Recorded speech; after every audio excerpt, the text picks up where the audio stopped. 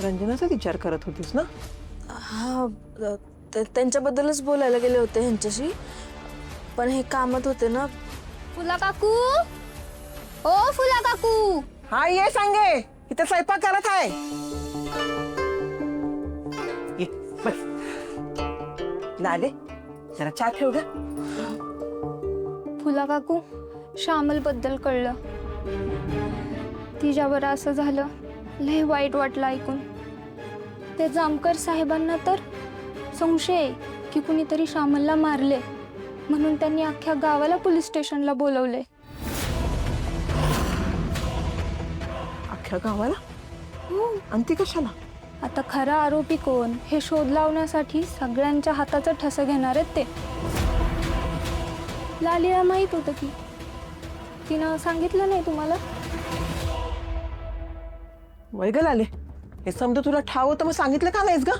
आता काय सांगणार आत्याबाई, मला ना त्या जामकर साहेबांचं काहीच पटना झालंय. ते उगाच डोकं फिरल्यागत वागतायत. सगळ्या गावावर संशय घेऊन गावकऱ्यांचा अपमान करतायत ते. आधी आपल्या घराला त्रास दिला, आता अख्ख्या गावाला त्रास देत आहेत. अगं पण समजा गावातल्या माणसाचं ठसं घेतलं आणि समजा गुन्हेगार सापडला तर चांगलंच आहे की. आणि श्यामलचा खरंच घातपात झालाय का नाही ते खरंच कळेल की आपल्याला. ते काय बी होऊ दे, आपण त्या जामकर साहेबांना मदत केलीच पाहिजे. केलीच पाहिजे.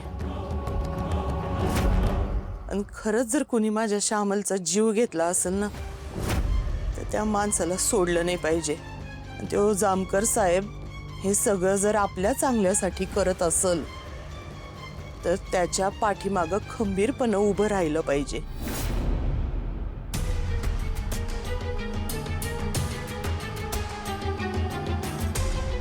काय गरज नाही, गावातल्या सगळ्यांचं ठसं घेणार आहेत म्हणजे ते आपल्याला पण बोलवणार.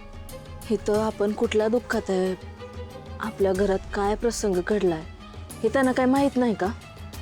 लोकांना कळलं का आपल्याला पण पोलीस स्टेशनला बोलवलं होतं तर त्यांना तर असंच वाटेल ना का जाऊबाईंना आपणच काहीतरी केलंय. पण आपण नाही ना केलंय तसं.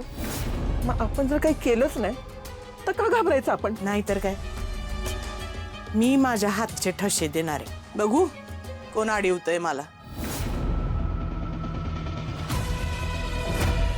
उलट आपण आपल्या हाताचे ठसे दिले ते बघून गावकरी पण ठसे देतेली.